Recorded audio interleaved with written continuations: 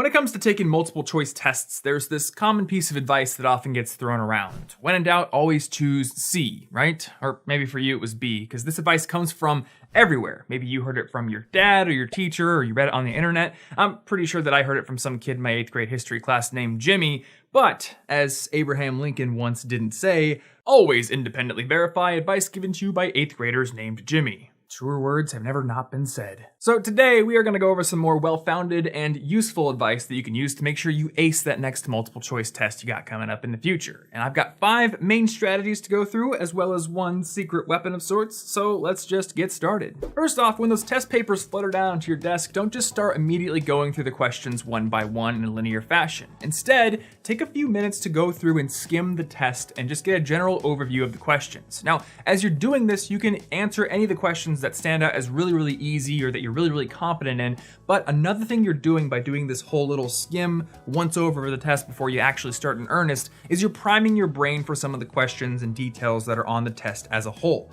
And this can be really useful for a couple of different reasons. One, you're priming your brain to start thinking about some of the harder questions, and we're gonna get to that in a minute, but number 2, sometimes multiple choice tests will have questions that hold details and hints, or sometimes outright full answers to other questions on the test. For example, say you're taking a history test one day and you come across a question like this: which American president's death caused Napoleon to order 10 days of mourning in France? Now, as you're going over the answers, you can eliminate one of them right off the bat, but the other ones, Thomas Jefferson, John Adams, George Washington, you don't know which of the 3 is the correct answer. So maybe you skip it, you go on into the test, and then later you come across a question like true or false. Even though Thomas Jefferson and John Adams were bitter political rivals during the heyday of their careers, they eventually regained their friendship and kept it until both of their deaths in 1826. Now, that question just established that Thomas Jefferson and John Adams both died in 1826, and say that you knew from some other source that Napoleon himself had died in 1821.